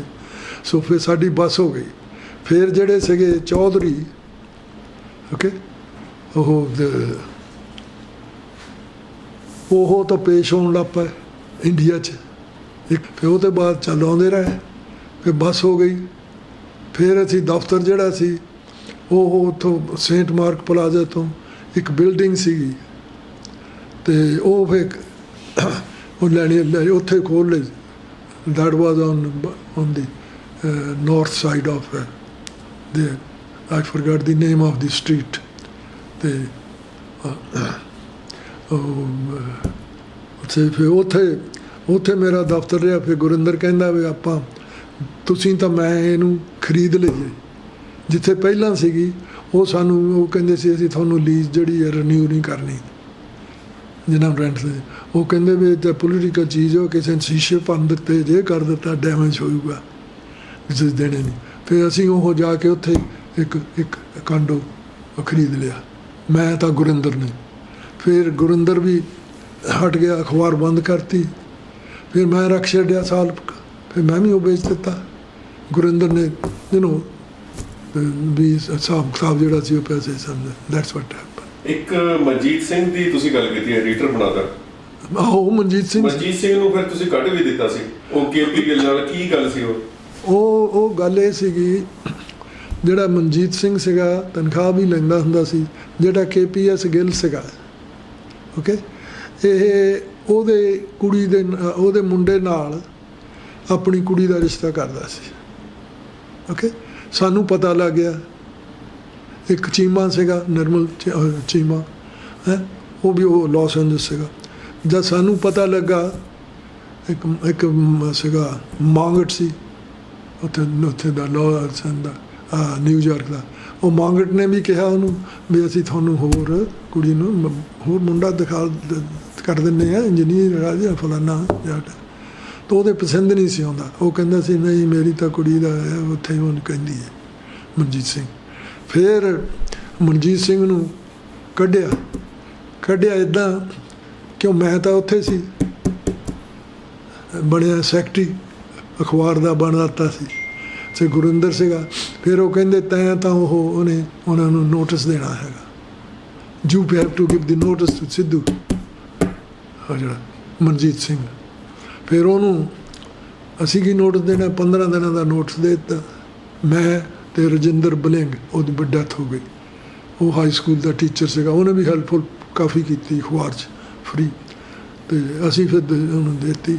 ਫਿਰ ਹੀ ਮਨਜੀਤ ਸਿੰਘ ਸਿੱਧੂ ਨੇ ਫਿਰ ਉਹਦੇ ਨਾਲ ਇੱਕ ਉੱਥੇ ਚੀਮਾ ਸੀਗਾ, ਉਹਦੇ ਨਾਲ ਰਲ ਕੇ ਉਹ ਵੀ ਅਖਬਾਰ 'ਚ ਰਲਦਾ ਕਿਸੇ ਨਾ ਕਿਸ ਤਰ੍ਹਾਂ ਕਰਕੇ। ਫਿਰ ਅਸੀਂ ਕਿਹਾ ਭਾਈ ਅਸੀਂ ਤਾਂ ਹੁਣ, ਉਹ ਕਹਿੰਦਾ well I cannot do that, I cannot have my daughter you know do this thing. ਫਿਰ ਲੋਕ ਵੀ ਖਿਲਾਫ ਹੋ ਗਏ ਸਾਡੇ ਵੀ, ਤੁਸੀਂ ਤਾਂ ਉਹਨੂੰ ਰੱਖਿਆ ਸੀਗਾ ਅੱਧੇ ਇੱਥੇ ਮਾਲ ਸੀਗਾ ਇੱਥੇ ਫਰਜ਼ਨੋਂ ਦਾ ਉਹ, ਅਤੇ ਉਹ ਫਿਰ ਜਾਂ ਉਹਨੂੰ ਮਨਜੀਤ ਸਿੰਘ ਨੂੰ ਤਾਂ ਮੈਂ ਤਾਂ ਰਜਿੰਦਰ ਨੂੰ ਦੇ ਜ਼ਿੰਮੇਵਾਰੀ ਲੱਗ ਗਈ ਸੀ। ਫਿਰ ਇਹਨਾਂ ਨੇ ਕਮੇਟੀ ਨੇ ਅਸੀਂ ਫਿਰ ਉਹਨੂੰ ਲਿਖ ਕੇ ਦੇ ਦਿੱਤਾ। So I as a secretary sign it. ਅਤੇ ਫਿਰ ਉਹ ਚਲੇ ਗਿਆ। ਉਹਨੇ ਫਿਰ ਗੈਸ ਸਟੇਸ਼ਨ ਖਰੀਦ ਲਿਆ ਸੀ, ਪੈਸੇ ਪੂਸੇ ਇੱਧਰ ਉੱਧਰ ਕਰਕੇ ਲੈ ਕੇ ਲੋਕਾਂ ਤੋਂ, ਕਿ ਉਹਦਾ ਕਨੈਕਸ਼ਨ ਬਣ ਗਿਆ ਸੀ ਨਾ ਲੋਕਾਂ ਤੋਂ ਲੈ ਕੇ। ਉਹ ਫਿਰ ਇੱਥੇ ਚਲੇ ਗਿਆ ਜਿੱਥੇ ਜੂਆ ਖੇਲਣ ਵਾਲੇ ਜਾਂਦੇ ਆ, ਲਾਸ ਵੇਗਸ। ਉਹਨੇ ਗੈਸ ਸਟੇਸ਼ਨ ਫਿਰ ਖਰੀਦ ਲਿਆ ਸੀ ਨਿਆਣਿਆਂ ਦੇ ਨਾਲ ਜਾ ਕੇ। ਫਿਰ ਉਹਦੀ ਡੈਥ ਹੋ ਗਈ ਉੱਥੇ, ਪਤਾ ਨਹੀਂ ਬਿਮਾਰ ਸੀ, ਪਤਾ ਨਹੀਂ ਕਿੱਦਾਂ ਸੀ। So that's what it happen then. ਫਿਰ ਇਹ ਜਿਹੜਾ ਸੋਹਣ ਸਿੰਘ ਸੀ ਉਹ ਇੱਥੇ ਆ ਗਿਆ, ਉਹਨੂੰ ਫੜ ਲਿਆ। ਸੋਹਣ ਸਿੰਘ ਪਾਕਿਸਤਾਨ 'ਚ ਵੀ ਰਿਹਾ। ਅਤੇ ਫਿਰ ਮੀਟਿੰਗ ਹੋਈ ਵੀ ਸੋਹਣ ਸਿੰਘ ਇੱਥੇ ਆ, ਉਹਨੇ ਫੜ ਲਿਆ ਜੇ ਅਬੋ ਆ। ਉਹ ਮੈਂ ਕਿਹਾ ਵੀ ਉਹ ਉੱਥੇ ਚਲੇ ਗਿਆ ਸੀਗਾ ਕਿੱਥੇ, ਉਹਨੂੰ ਖੜਿਆ ਨੈਣੀਤਾਲ, ਖੜਿਆ ਕਿੱਥੋਂ ਫੜਿਆ ਸੀ ਜਾ ਕੇ ਸੋਹਣ ਸਿੰਘ ਨੂੰ, ਮੈਨੂੰ ਯਾਦ ਨਹੀਂ। ਅਤੇ ਫਿਰ ਲਿਖ ਦਿੱਤਾ। ਫਿਰ ਭਜਨ ਜੋਗੀ ਦੀ ਚਿੱਠੀ ਆ ਗਈ ਸਾਨੂੰ ਫਿਰ ਇੱਕ ਨੇ ਇੰਗਲੈਂਡ ਤੋਂ ਲਿਖ ਦਿੱਤੀ। ਗੁਰਿੰਦਰ ਕਹਿੰਦਾ ਸੋਮਲ ਇੱਦਾਂ ਕਿ ਫਿਰ ਤਾਂ ਅਸੀਂ ਰਹਿ ਗਿਆ ਨਾ 2-3, ਸੋਮਲ ਕਿੱਦਾਂ ਕਰੀਏ। ਭਜਨ ਜੋਗੀ ਨੇ ਕੀ ਲਿਖਿਆ ਚਿੱਠੀ 'ਚ? ਭਜਨ ਜੋਗੀ ਨੇ ਤਾਂ ਇਹ ਲਿਖਿਆ ਸੀਗਾ ਵੀ ਉਹਨੂੰ ਦਿੱਤਾ ਸੀ ਖਿਤਾਬ ਮਿਲਿਆ ਸੀ ਇੱਥੇ ਦਿੱਲੀ ਤੋਂ ਸਿੰਘ ਸਾਹਿਬ ਦਾ। ਉਹ ਫਿਰ ਉਹ ਕਹਿੰਦੇ ਸੀ ਵੀ ਉਹ ਸਿੰਘ ਸਾਹਿਬ ਦਾ ਉੱਥੋਂ ਇਹਨੂੰ ਮਿਲਿਆ ਹੈਗਾ। ਅਸੀਂ ਲਿਖ ਦਿੱਤਾ ਸੀ ਨਾ ਵੀ ਉਹਨੂੰ ਜਿਹੜਾ ਹੈਗਾ ਵੀ ਉਹ ਜਿਹੜਾ ਠੀਕ ਨਹੀਂ ਹੈਗਾ, ਜਿਹੜਾ ਇਹਨੂੰ ਦੇ ਦਿੱਤਾ ਵੀ ਕਿੱਦਾਂ ਹੈਗਾ। ਫਿਰ ਭਜਨ ਜੋਗੀ ਨੇ ਇੱਦਾਂ ਲਿਖਤਾ। ਫਿਰ ਦਦਾਰ ਦਾ ਫੋਨ ਆ ਗਿਆ। ਉਹਨੇ ਉਹਨੂੰ ਕਾਲ ਕੀਤਾ ਨਾ ਦਦਾਰ ਨੂੰ। ਦਦਾਰ ਕਹਿੰਦਾ ਮੈਨੂੰ ਆਇਆ ਸੀ ਉਹਦਾ ਕਾਲ ਵੀ ਤੂੰ ਇੱਦਾਂ ਆ ਜੱਟਾ, ਕੀ ਕਰਦਾ ਤੂੰ ਜੇ ਬੋ। ਕਹਿੰਦਾ ਉਹਦੇ ਕੋਲ ਬਹੁਤ ਹੈਗੇ ਵਕੀਲ ਹੈਗਾ, ਵਕੀਲ ਵੀ ਉਹਦੇ ਕੋਲ ਹੈਗੇ ਕਈ, ਜਿਹੜੇ ਉਹਦੇ ਚੇਲੇ ਵੀ ਹੋਣੇ ਵਕੀਲ। ਅਤੇ ਉਹ ਫਿਰ ਗੁਰਿੰਦਰ ਵੀ ਬੈਠਾ। ਗੁਰਿੰਦਰ ਕਹਿੰਦਾ ਵੀ ਅਸੀਂ ਲਿਖ ਦਿੱਤਾ ਜਿਹੜਾ ਖਿਤਾਬ, ਨਿਊਯਾਰਕ ਵਾਲਿਆਂ ਨੇ ਵੀ ਫਾਈਟ ਕੀਤਾ ਵੀ ਜਿਹੜਾ ਉਹਨੂੰ ਦਿੱਤਾ ਸੀ ਸਿੰਘ ਸਾਹਿਬ ਦਾ, ਉਹਨੂੰ ਹਾਲੇ ਵੀ ਸਿੰਘ ਸਾਹਿਬ ਕਹਿੰਦੇ ਸਾਦੇ ਆ ਲੱਗਦੇ।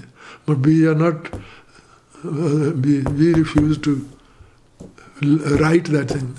We refuse to accept that, that thing, because it was not done. So that was ਫਿਰ ਉਹ ਕਹਿੰਦਾ ਚਿੱਠੀ ਦਾ ਸੁਨਾਮਾ, ਕਹਿੰਦਾ ਮੈਂ ਕਿਹਾ ਕੋਈ ਨਹੀਂ, ਉਹ ਜਦ ਚਿੱਠੀ ਲਿਖੂਗਾ ਉਹਦਾ ਜਵਾਬ ਦੇ ਦੇਵਾਂਗੇ, ਰਾਈਟ। ਅਤੇ ਫਿਰ ਇੱਕ ਦੋ ਕੁ ਪੇਸ਼ ਹੋਏ, ਜਿਹੜੇ ਇੰਗਲੈਂਡ ਵੀ ਪੇਸ਼ ਹੋ ਸੀਗੇ। ਫਿਰ ਉਹ ਫੜਿਆ ਗਿਆ, ਆ ਗਏ। ਉਸ ਵੇਲੇ ਜਿਹੜਾ ਜਜ਼ਬਾ ਤੁਹਾਡੇ 'ਚ ਸੀ, ਜਾਂ ਤੁਸੀਂ ਇੰਨਾ ਕੰਮ ਕੀਤਾ ਵਰਲਡ ਸਿੱਖ ਨਿਊਜ਼ ਦੇ ਵਿੱਚ, ਜਾਂ ਫੰਡ ਇਕੱਠੇ ਕੀਤੇ ਜਾਂ ਉੱਧਰ ਭੇਜੇ ਤੁਸੀਂ, ਤੇ ਅੱਜ ਜੋ ਕੁਛ ਹੋ ਰਿਹਾ, ਅੱਜ ਤੁਸੀਂ ਤਾਂ ਐਜੂਕੇਟਡ, ਵੈਲ ਐਜੂਕੇਟਡ ਲੋਕ ਸੀ ਸਾਰੇ, ਤੇ ਅੱਜ ਜਿਹੜੇ ਮੁੰਡੇ ਕੰਮ ਕਰ ਰਹੇ ਨੇ ਇੱਦਾਂ ਕੁਛ ਸਿੱਖੀ ਲਈ ਜਾਂ ਰਾਜਨੀਤਿਕ ਤੌਰ ਦੇ ਉੱਤੇ, ਕਿੰਨਾ ਕੁ ਫਰਕ ਦੇਖਦੇ ਹੋ ਤੁਸੀਂ ਤੁਹਾਡੇ 'ਚ ਤੇ ਅੱਜ ਦੇ ਮੁੰਡਿਆਂ 'ਚ? ਵੈਲ ਬੜਾ ਮੁਸ਼ਕਿਲ ਆ ਵੀ ਸਿੰਸੀਅਰ ਬੰਦੇ ਕਿੰਨੇ ਆ, ਨਹੀਂ। ਸੋ ਸੇਮ ਥਿੰਗ ਹੋਰ ਨਹੀਂ ਦੱਸੀ। ਗੁਰਿੰਦਰ ਨੇ ਇੰਡੀਆ ਜਾਣਾ ਸੀ, ਓਕੇ, ਫਾਦਰ ਦੀ ਡੈਥ ਹੋ ਗਈ ਸੀ, ਓਕੇ। ਅਤੇ ਫਿਰ ਉਹਨੇ ਕੋਈ ਵਿਆਹ ਜਾਣਾ ਸੀ, ਉਹਨੂੰ ਵੀਜ਼ਾ ਨਹੀਂ ਮਿਲਿਆ ਕਿਉਂਕਿ ਉਹ ਪ੍ਰੈਜ਼ੀਡੈਂਟ ਸੀਗਾ। ਉਹਦੇ ਪੈਸੇ ਜ਼ਿਆਦਾ ਗੁਰਿੰਦਰ ਪਾਉਂਦਾ ਸੀ, ਕਿ ਪ੍ਰੈਕਟਿਸ ਕਾਰਡੀਓਲੋਜਿਸਟ ਹੈ ਨਾ, ਪਤਾ ਨਹੀਂ ਤੁਸੀਂ ਜਾਣਦੇ ਹੋਣੇ ਉਹਨੂੰ। ਅੱਛਾ, ਅਤੇ ਉਹਨੇ 2-3 ਵਾਰੀ ਅਪਲਾਈ ਕੀਤਾ।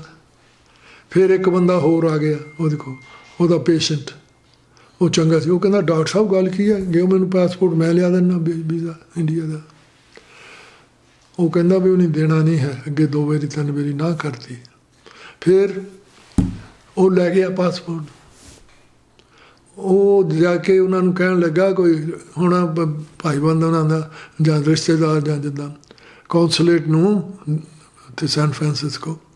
ਉਹ ਕਹਿੰਦੇ ਨਹੀਂ ਅਸੀਂ ਨਹੀਂ ਦੇਣਾ। ਉਹ ਜਦ ਜ਼ਿਆਦਾ ਪੁਸ਼ ਕਰਨ ਲੱਗਾ, ਉਹ ਕਹਿੰਦਾ ਵੀ ਵੀਜ਼ਾ ਤਾਂ ਅਸੀਂ ਲਾ ਦਿੰਦੇ ਹਾਂ, ਪਰ ਜੇ ਇੰਡੀਆ ਦੇ ਵਿੱਚ ਦਿੱਲੀ ਇਹਨਾਂ ਨੂੰ ਫੜ ਲਿਆ ਕਿ ਅਸੀਂ ਕਰ ਲਿਆ ਤਾਂ ਫਿਰ ਅਸੀਂ ਕੁਛ ਨਹੀਂ ਕਰ ਸਕਦੇ, ਫਿਰ ਨਾ ਸਾਡੇ ਕੋਲ ਆਇਆ। ਓਕੇ, ਸੋ ਗੁਰਿੰਦਰ ਨੂੰ ਨਹੀਂ ਦਿੱਤਾ। ਫਿਰ ਹੋਰ ਸੁਣ ਲਓ, ਇੱਕ 2 ਵਾਰੀ ਮੈਨੂੰ ਨਾ ਕਰਤਾ ਵੀਜ਼ਾ। ਓਕੇ, ਜਦ 2 ਵਾਰੀ ਨਾ ਕੀਤਾ, ਮੈਂ ਕਿਹਾ ਬਈ ਆਹ ਤਾਂ ਬੜੇ ਹੋਏ, ਚਲੋ। ਫਿਰ ਇੱਕ ਦੀ ਡੈਥ ਹੋਈ, ਥਿਆੜਾ ਸੀਗਾ ਉਹ ਮੁੰਡਾ, ਕਨਕੜ, ਡੈਥ ਹੋਈ ਉੱਥੇ। ਇੱਕ ਕੁਦਰਤੀ ਸਾਡਾ ਇੱਕ ਗਰੇਵਾਲ ਸੀਗਾ ਲਾਸ ਐਂਜਲਸ ਤੋਂ, ਉਹਦਾ ਫਰੈਂਡ ਸੀਗਾ ਜਿਹੜਾ ਪੁਲਿਸ 'ਚ ਉੱਥੇ ਰਿਹਾ ਸੀ, ਉਹਦਾ ਮੈਂ ਨਾਂ ਭੁੱਲ ਗਿਆ। ਹੀ ਵਾਜ਼ DIG ਪੰਜਾਬ। ਉਹ ਮਿਲਣ ਆਇਆ, ਉਹ ਫਿਊਨਰਲ 'ਤੇ ਉਹ ਵੀ ਇਕੱਠੇ ਹੋ ਗਏ। ਮੈਂ ਉਹਨੂੰ ਕਿਹਾ, ਜਦ ਉਹਦੇ ਘਰ ਸੀ ਕਿਸੇ ਜਿਹਨਾਂ ਦੀ ਡੈਥ ਹੋਈ ਸੀ ਕਨਕੜ ਥਿਆੜਿਆਂ ਦੇ, ਮੈਂ ਕਿਹਾ ਉਹਨੂੰ ਦੂਜੇ ਨੂੰ ਗਰੇਵਾਲ, ਮੈਂ ਕਿਹਾ ਚੱਲ ਤੈਨੂੰ ਲੈ ਚੱਲੀਏ ਸਟਾਕਟਨ ਨੂੰ, ਕਿ ਉਹ ਸਾਡੀ ਅਖਬਾਰ 'ਚ ਵੀ ਹੈਲਪ ਕਰ ਦਿੰਦਾ ਸੀ। ਅਤੇ ਉਹ ਉਹਦੇ ਨਾਲ ਸੀਗਾ ਰਜਿੰਦਰ ਕੁਮਾਰ। ਓਕੇ, ਅਤੇ ਉਹ ਵੀ ਉੱਥੇ ਖੜ੍ਹਾ ਸੀ। ਅਸੀਂ ਫਿਊਨਰਲ 'ਤੇ ਗਏ ਸੀਗੇ ਕਨਕੜ। ਉਹ ਮੈਂ ਕਿਹਾ ਚੱਲ ਤੈਨੂੰ ਉੱਥੇ ਨੂੰ ਲੈ ਚੱਲੀਏ ਸਟਾਕਟਨ ਨੂੰ, ਗਰੇਵਾਲਾ। ਉਹ ਕਹਿੰਦਾ ਨਹੀਂ ਨਹੀਂ ਮੈਂ ਇਹਨਾਂ ਦੇ ਨਾਲ ਜਾਣਾ ਜੇ ਉਹ। ਮੈਂ ਕਿਹਾ ਇਹ ਕੌਣ ਵਾ? ਉਹ ਕਹਿੰਦਾ ਵੈਲ ਇਹ ਤੁਹਾਨੂੰ ਜਾਣਦੇ ਆ, ਤੂੰ ਨਹੀਂ ਜਾਣਦਾ? ਮੈਂ ਕਿਹਾ ਮੈਂ ਨਹੀਂ ਜਾਣਦਾ। ਉਹਨੇ ਕੱਢ ਕੇ ਮੈਨੂੰ ਕਾਰਡ ਫੜਾ ਦਿੱਤਾ। ਉਹ ਕਨਕੜ ਸੁਤੰਤ ਵੀ ਉੱਥੇ ਸੀ, ਇੱਕ ਹੋਰ ਸੀ ਨਾਲ ਅਮਰਜੀਤ ਦਸਾਂਝ ਸੀ। ਅਤੇ ਜਦ ਕਾਰਡ ਫੜਾ ਦਿੱਤਾ, ਉਹਦੇ ਘਰ ਥਿਆੜਿਆਂ ਦੇ ਘਰ ਕਨਕੜ, ਕਾਰਡ 'ਤੇ ਲਿਖਿਆ ਆ ਰਜਿੰਦਰ ਕੁਮਾਰ IPS DIG ਪੰਜਾਬ। ਮੈਂ ਕਾਰਡ ਲੈ ਲਿਆ। ਮੈਂ ਕਿਹਾ, ਉਹ ਕਹਿੰਦਾ ਤੁਹਾਨੂੰ, ਉਹ ਉੱਥੇ ਕੌਂਸੂਲੇਟ ਦੇ ਵਿੱਚ ਜਿਹੜਾ ਐਟੇਸ਼ੇ ਹੁੰਦਾ ਨਾ, ਰਹਿ ਚੁੱਕਾ ਸੀ। ਉਹ ਫੋਨ 'ਤੇ ਗੱਲਾਂ ਕਰਦਾ ਹੁੰਦਾ ਸੀ ਵੀ ਤੁਸੀਂ ਆਓ, ਆਪਾਂ ਮਿਲੀਏ, ਭਾਈ ਭਾਈ ਹਾਂ। ਅਤੇ ਸ਼ੇਰਗਿੱਲ ਨੂੰ ਕਹਿੰਦਾ, ਡਾਕਟਰ ਸ਼ੇਰਗਿੱਲ ਨੂੰ, ਵੀ ਅਸੀਂ ਤੁਹਾਡੇ ਉੱਧਰ ਦੀ ਗਏ ਸੀ ਕਨਕੜ, ਇੱਕ ਧਰਨੀ ਤਖਤਾ ਸੀਗਾ ਹਿੰਦੂ, ਅਤੇ ਉਹਦੇ ਕੋਲ ਆਇਆ ਸੀ। ਉਹ ਕਹਿੰਦਾ ਅੱਛੀ, ਉਹਨੂੰ ਲੈਣ ਕੇ ਆਏ, ਤੇਰੇ ਘਰ ਮੋੜ ਦੀ ਲੰਘੇ ਸੀ, ਤੇਰਾ ਘਰ ਬੜਾ ਸੋਹਣਾ, ਅਸੀਂ ਆਉਣ ਲੱਗੇ ਸੀ। ਰਜਿੰਦਰ ਕੁਮਾਰ ਕਾਲ ਫੋਨ 'ਤੇ ਗੱਲਾਂ ਕਰਦਾ ਵੀ ਤੁਸੀਂ ਇੱਦਾਂ ਕਰੋ, ਬੰਦੇ ਇਕੱਠੇ ਕਰੋ, ਫਿਰ ਮਿਲਾਂਗੇ, ਆਪਾਂ ਜਾਣਾਂਗੇ ਸਾਰਿਆਂ ਨਾਲ, ਕਰੇ ਆਪਾਂ ਭਾਈ ਭਾਈ ਹਾਂ। ਸ਼ੇਰਗਿੱਲ ਦਾ ਜਵਾਬ ਇਹ ਸੀ ਬਈ ਅਸੀਂ, ਸਾਡਾ ਹੱਥ ਬਰਾਬਰ ਦਾ ਨਹੀਂ ਹੈ, ਅਸੀਂ ਨਹੀਂ ਕਰ ਸਕਦੇ। ਜਦੋਂ ਸਾਡਾ ਹੱਥ ਬਰਾਬਰ ਦਾ ਹੋਇਆ ਫਿਰ ਬਹਿ ਕੇ ਗੱਲ ਕਰਾਂਗੇ। ਨਾਓ ਵੀ ਕੈਨੋਟ ਡੂ ਇਟ। ਓਕੇ, ਅਤੇ ਉਹ ਮੈਨੂੰ ਉੱਥੇ ਫਿਰ ਮਿਲ ਗਿਆ ਦੁਬਾਰਾ ਰਜਿੰਦਰ ਕੁਮਾਰ, ਇਹ ਵੀ ਨਾਲ ਹੀ ਸੀ ਮੇਰੇ ਨਾਲ। ਅਸੀਂ ਉੱਥੋਂ ਜੋ ਫਿਊਨਰਲ ਤੋਂ ਬਾਅਦ ਤੁਰੇ, ਕਾਰਡ ਤਾਂ ਮੈਂ ਪਾ ਲਿਆ। ਅਮਰਜੀਤ ਦਸਾਂਝ ਸਾਡੇ ਨਾਲ ਰਾੜੀ ਲੈ ਕੇ ਗਿਆ ਸੀਗਾ, ਉਹ ਜੀਂਦਾ ਜੀ ਹਾਲੇ। ਉਹ ਮੈਨੂੰ ਕਹਿੰਦਾ, ਨਰਿੰਦਰ ਉਹ ਕੌਣ ਸੀਗਾ ਜਿਹਦੇ ਨਾਲ ਤੂੰ ਗੱਲਾਂ ਕਰਦਾ ਸੀ? ਮੈਂ ਉਹਨੂੰ ਕਾਰਡ ਜੇਬ 'ਚੋਂ ਕੱਢ ਕੇ ਫੜਾ ਦਿੱਤਾ ਅਮਰਜੀਤ ਦਸਾਂਝ ਨੂੰ। ਮੈਂ ਕਿਹਾ ਨਾ, ਉਹਨੇ ਦੇਖ ਕੇ, ਉਹ ਚੱਲ ਉਹਨੂੰ ਸੱਦ, ਚਾਹ ਚੂ ਪਵਾਂਗੇ, ਇਹ ਪਰ ਉੱਥੋਂ ਜਾਵਾਂ, ਇੰਡੀਆ ਜਾਣਾ, ਕੰਮ ਕੁੰਮ ਕਰਾਵਾਂਗੇ। ਉਹ ਮੈਂ ਕਿਹਾ ਤੂੰ ਪੁਲਿਸ ਵਾਲਿਆਂ ਨੂੰ ਕੀ ਸਮਝਦਾ? ਇਹਨਾਂ ਨੇ ਤੈਨੂੰ ਜਾਂਦਾ ਪਤਾ ਲੱਗਾ ਵੀ ਮੈਂ ਆਉਣਾ, ਮਿਲਣਾ ਹੀ ਨਹੀਂ ਕਹਿਣਾ ਆ ਜਾ, ਉਹਨੇ ਕਹਿਣਾ ਵੀ ਮੈਂ ਤਾਂ ਇੱਧਰ ਉੱਧਰ ਹੋ ਜਾਣਾ, ਇਹਨੂੰ ਚੱਕ ਲਿਓ। ਮੈਂ ਕਿਹਾ ਜੇ ਕਾਲ ਕੀਤਾ ਨਾ ਤੁਸੀਂ, ਉਹਨੇ ਮਿਲਣਾ ਹੀ ਨਹੀਂ ਹੈ, ਉਹ ਲੰਘਣ ਨਹੀਂ ਦੇਣਾ ਫੋਨ। ਓਕੇ, ਮੈਂ ਕਿਹਾ ਉਹਨੇ ਕਹਿਣਾ ਵੀ ਇਹਨੂੰ ਰੱਖੋ ਥੋੜ੍ਹਾ ਜਿਹਾ ਚਿਰ ਇੱਥੇ, ਫਿਰ ਮੈਂ ਦੇਖ ਲਊਂਗਾ। ਤਾਂ ਮਗਰੋਂ ਤੁਸੀਂ ਕਹਿਣਾ ਤੂੰ ਮੈਨੂੰ ਦੱਸਣਾ ਸੀ, ਪਹਿਲਾਂ ਆਉਣ ਤੋਂ ਦੱਸਣਾ ਸੀਗਾ, ਜੇ ਸੀ ਬੋ ਸੀ। ਮੈਂ ਕਿਹਾ ਪੁਲਿਸ ਵਾਲੇ ਕਿਹਨਾਂ ਦੇ ਆ, ਰਾਈਟ। ਅਮਰਜੀਤ ਦਸਾਂਝ ਮੇਰੀ ਵਾਈਫ, ਉਹਦੀ ਵਾਈਫ ਵੀ ਬੈਠੀ ਸੀ ਕਾਰ 'ਚ, ਇਹ ਵੀ ਬੈਠੀ ਸੀ। That's what I told him there. ਫਿਰ ਮੈਂ ਉਹਨੂੰ ਕਿਹਾ, ਫਿਰ ਉਹਨਾਂ ਨੇ ਵੀਜ਼ਾ ਦੇ ਦਿੱਤਾ ਮੈਨੂੰ 2 ਵਾਰੀ ਨਾ ਕਰਕੇ। ਓਕੇ, ਫਿਰ ਮੈਂ ਗੁਰਿੰਦਰ ਨੂੰ ਕਿਹਾ, ਗੁਰਿੰਦਰ ਨੂੰ ਤਾਂ 3 ਵਾਰੀ ਵੀ ਨਾ ਕਰਦੇ। ਉਹ ਮੈਂ ਕਿਹਾ ਮੈਨੂੰ ਤਾਂ ਵੀਜ਼ਾ ਦੇ ਦਿੱਤਾ ਉਹਨੇ, ਪਤਾ ਨਹੀਂ ਕਿੰਨੇ ਸਾਲਾਂ ਦਾ। ਅਤੇ ਮੈਂ ਕਹਿੰਦਾ ਫਿਰ ਤੁਸੀਂ ਜਾਓ ਸੋਮਲ ਸਾਹਿਬ, ਜਾਣਾ ਚਾਹੀਦਾ। ਉਹ ਮੈਂ ਕਿਹਾ ਮੇਰਾ ਤਾਂ ਉੱਥੇ ਕੋਈ ਵੀ ਨਹੀਂ, ਜੇ ਮੈਨੂੰ ਉੱਥੇ ਫੜ ਲਿਆ, ਹੁਣ ਤਾਂ ਬੁੜੇ ਹੋਏ ਆ, ਹੱਡ ਦੇ ਕੁੱਟ ਵੀ ਨਹੀਂ ਖਾ ਹੋਣੀ ਪੁਲਿਸ ਵਾਲਿਆਂ ਦੀ। ਹੈਂ, ਪਤਾ ਹੀ ਕਹਿੰਦੇ ਗੁਰਿੰਦਰ ਸ਼ੇਰਗਿੱਲ ਨੂੰ ਵੀ ਕਹਿੰਦਾ, ਉਹ ਕਹਿੰਦਾ ਅਸੀਂ ਤੁਹਾਡਾ ਇੱਥੇ ਅਖੰਡ ਪਾਠ ਕਰਾ ਦੇਵਾਂਗੇ। ਮੈਂ ਕਿਹਾ ਆਹੋ ਤੁਸੀਂ ਪ੍ਰਸ਼ਾਦ ਪ੍ਰਸ਼ੂਦ ਖਾ ਲਿਓ, ਮੇਰੇ ਹੱਡ ਦਿੱਤੇ ਹੋਣਗੇ। ਉਹਨੂੰ ਪਤਾ ਗੁਰਿੰਦਰ ਨੂੰ, ਗੁਰਿੰਦਰ ਹਾਲੇ ਤਾਂ ਹੀ ਨਹੀਂ ਗਿਆ, ਮੈਂ ਨਹੀਂ ਗਿਆ। ਮੈਂ ਕਿਹਾ ਪਤਾ ਨਹੀਂ ਨਾ ਕਿੱਥੇ ਸਾਡੇ ਕਾਰਡ ਦੇ ਵਿੱਚ ਹੋਇਆ, ਉਹ ਸਾਡੇ ਦਵਾਨੀ ਦਾ ਸਿਪਾਹੀ ਨਹੀਂ ਹੁੰਦਾ, ਰੋਪ ਪਰ। ਫਿਰ ਇਹਨੇ ਜਾਣਾ ਸੀ, ਮੇਰੇ ਸਨ ਨੇ ਇੰਡੀਆ ਲੈਕਚਰ ਦੇਣ। ਉਹ ਇੱਥੇ ਕੋਈ ਹੁਣ ਮਿਲਿਆ ਸੀ, ਉਹ ਕਹਿੰਦਾ ਤੂੰ ਇੱਥੇ ਆਈ ਲੈਕਚਰ ਦੇਣ ਨਾ ਆਪਣਾ ਜਾ। ਫਿਰ ਇਹ ਇੱਥੋਂ ਗਏ ਸਾਰੇ। ਮੈਂ ਪਤਾ ਕਿ ਮੇਰੀ ਵਾਈਫ ਵੀ ਗਈ, ਉਹਦੀ ਮੇਰਾ ਸਨ ਵੀ ਗਿਆ, ਉਹਦੀ ਵਾਈਫ ਵੀ ਗਈ। ਓਕੇ, ਮੇਰੇ ਨਾਲ ਮੈਂ ਪਤਾ ਸੀ। ਮੈਂ ਇੱਥੋਂ ਚੜ੍ਹ ਗਿਆ, ਮੈਂ ਤਾਂ ਥਾਈਲੈਂਡ ਉਤਰ ਗਿਆ। ਮੈਂ ਕਿਹਾ ਮੈਂ ਇੱਥੇ ਬੈਠਾ, ਇਹਨਾਂ ਦਾ ਰਿਸ਼ਤੇਦਾਰ ਹੈਗਾ। ਹਾਲੀਡੇ ਇਨ ਦੇ ਵਿੱਚ ਮੈਂ ਰਿਹਾ ਜਿੰਨਾ ਚਿਰ ਮੁੜ ਕੇ ਨਹੀਂ ਆਏ। So I don't want to go. So that's what it is. ਹੋਰ ਤੁਸੀਂ ਸਵਾਲ ਕਰ ਲਈ ਜਿਹੜਾ ਕਰਨਾ। ਪੰਜਾਬ ਬਾਰੇ ਕੀ ਸੋਚਦੇ ਹੋ ਇੱਥੇ ਬੈਠ ਕੇ? I don't know. I don't know the situation. I don't think ਮੇਰਾ ਤਾਂ ਇਹ ਆ ਵੀ ਜੋ ਕੁਛ ਸੁਣੀਦਾ ਉਹ ਸਾਰੇ ਪੋਲੀਟੀਸ਼ੀਅਨ ਹੈ ਜਿਹੜੇ, ਉਹ ਕਿਸੇ ਦੇ ਨਹੀਂ ਹੈਗੇ। Okay, that's all. ਇੱਥੇ ਵੀ ਇੱਦਾਂ ਹੀ ਆ, ਇੱਥੇ ਵੀ ਇੱਦਾਂ ਹੀ ਆ। ਹੁਣ ਪੋਲੀਟੀਸ਼ੀਅਨ ਉਹਨਾਂ ਨੇ ਪਾਸ ਨਹੀਂ ਕੀਤਾ, ਉਹ ਕਹਿੰਦਾ ਮੈਂ ਉਹ ਲਾਉਣੀ ਆ, ਬੰਦ ਕਰਾਉਣਾ, ਬਰਲਨ ਵਾਲ ਬਣਾਉਣੀ ਹੈ, ਕਿ ਵਾਲ ਬਣਾਉਣੀ ਹੈ ਬਾਰਡਰ 'ਤੇ, ਇੱਕ ਪੈਸੇ ਨਹੀਂ ਦਿੰਦੇ ਡੈਮੋਕ੍ਰੈਟ ਜਾਂ। ਤਾਂ ਉਹ ਕਹਿੰਦਾ ਮੈਂ ਦਸਤਖਤ ਨਹੀਂ ਕਰਦਾ। ਨੁਕਸਾਨ ਕਿਹਦਾ? ਸੋ ਆਈ ਡੋਂਟ ਨੋ। ਪੰਜਾਬ 'ਚ ਵੀ ਇਹੀ ਆ, ਉਹ ਬਾਦਲ ਦੀਆਂ ਸੁਣੀ ਜਾਂਦੇ ਆ, ਰਾਈਟ? ਪਤਾ ਨਹੀਂ ਹੁਣ ਮੈਨੂੰ, ਲੋਕਾਂ ਤੋਂ ਸੁਣਦੇ ਆ। ਸੋ ਇਹ ਜਿਹੜੀ ਹਿਊਮਨ ਬੀਇੰਗ ਹੈ, ਇਹ ਮੁਸ਼ਕਿਲ ਆ। ਸੈਕਰੀਫਾਈ ਕਰਦੇ ਬੰਦੇ ਬਹੁਤ ਘੱਟ। ਜ਼ਿੰਦਗੀ ਦਾ ਲੰਬਾ ਸਫ਼ਰ ਤੁਸੀਂ ਕਾਫੀ ਦੇਖਿਆ, ਉੱਪਰ ਥੱਲੇ ਦੇਖਿਆ, ਕਾਫੀ ਜ਼ਿੰਦਗੀ 'ਚ ਹੰਢਾਇਆ ਕਾਫੀ ਕੁਛ। ਤੇ ਕੀ ਮਹਿਸੂਸ ਕਰਦੇ ਹੋ ਹੁਣ ਇੱਥੇ ਆ ਕੇ, ਜ਼ਿੰਦਗੀ ਦੇ ਇਸ ਮੋੜ 'ਤੇ ਆ ਕੇ? ਵੈਲ, ਮੈਂ ਇੱਥੇ ਆ ਕੇ ਇਹੀ ਮੈਂ ਮਹਿਸੂਸ ਕਰਦਾ ਬਈ ਉੱਥੇ ਬੈਠੇ ਰਹਿੰਦੇ, ਹੁਣ ਨੂੰ ਖਰੇ ਚਲੇ ਜਾਂਦੇ ਧਰਮਰਾਜ ਕੋ, ਰਾਈਟ? ਇੱਥੇ ਜਾਣੇ ਚਾਹੁੰਦੇ ਆ, ਲੱਤਾਂ ਅੜੀਆਂ, right? So I think I made the decision, so I served for this country, you know, in the army and whatever. I did my best, so I think I made the right decision. ਉੱਥੇ ਖਰੇ ਅਬ ਛੁੱਟੀ ਹੋ ਜਾਂਦੀ ਪਹਿਲਾਂ ਹੀ, ਜਾਂ ਉਹ ਜੇਲ੍ਹ 'ਚ ਕਿਤੇ ਦਿੰਦੇ ਉਹ, ਕਿਉਂ ਪੋਲੀਟੀਸ਼ੀਅਨ ਹਟਾਉਣਾ ਨਹੀਂ ਸੀ, ਰਾਈਟ?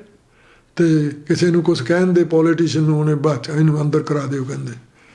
ਸੋ ਇੱਥੇ ਥੋੜ੍ਹਾ ਜਿਹਾ I think am okay, but so my family is okay over here, so I feel they are taking care of me.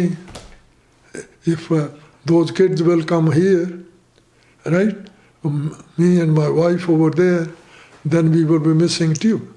Now we are close by and you know, they come and we can go, you know, ਬੱਚਿਆਂ ਨੂੰ ਦੇਖਦੇ ਹਾਂ, grandchildren ਤੇ ਹੋਰ। So I think it's okay. The people that are coming to Punjab, I don't know what they are going to do over there. I think those politicians are not there for themselves. ਕੋਈ ਇੱਛਾ, ਕੋਈ ਏਦਾਂ ਦੀ ਗੱਲ ਕਿ ਯਾਰ ਆ ਵੀ ਕਰਨਾ ਸੀ ਮੈਂ ਜ਼ਿੰਦਗੀ 'ਚ? Well, I don't think any guy can ਵੀ ਕੀ ਰਹਿ ਗਿਆ, because I was ਜਿਹੜੀ ਚੀਜ਼ ਨੂੰ ਹੱਥ ਲਾਏ, I was successful, and India 'ਚ ਵੀ ਇੱਥੇ ਵੀ। ਤੇ I don't know, I cannot think about anything ਵੀ ਕੀ ਰਹਿ ਗਿਆ। ਜਿੰਨਾ ਕੁਛ ਕਰਨਾ ਸੀ ਕਰ ਲਿਆ, ਅਖਬਾਰ ਵੀ ਚਲਾ ਲਈ, ਰਾਈਟ, ਅਤੇ ਰੀਅਲ ਸਟੇਟ ਦਾ ਵੀ ਕਰ ਲਿਆ, ਆਰਮੀ 'ਚ ਵੀ ਸਰਵ ਕਰਤਾ, ਓਕੇ, ਆਰਮੀ ਰਿਜ਼ਰਵ ਵੀ ਸਰਵ ਕਰਤਾ। ਦੇ did take care of me, so I don't know, the kids are taking care of us. So I don't know if I was in India, I don't think I would have gone maybe faster, or something happened if I was in sense ਉੱਥੇ ਕੋਈ ਨਾ ਕੋਈ ਜਬੜੀ ਮਾਰ ਦਿੰਦੇ, right. ਜਿਹੜੇ ਤੁਹਾਨੂੰ ਦੇਖ ਰਹੇ ਨੇ, ਦੇਖਣਗੇ ਇਹ ਪ੍ਰੋਗਰਾਮ, ਉਹਨਾਂ ਨੂੰ ਕੋਈ ਸੁਜੈਸ਼ਨ ਜਾਂ ਉਹਨਾਂ ਨੂੰ ਕੋਈ ਮੈਸੇਜ ਦੇਣਾ ਚਾਹੁੰਦੇ ਹੋ ਤੁਸੀਂ?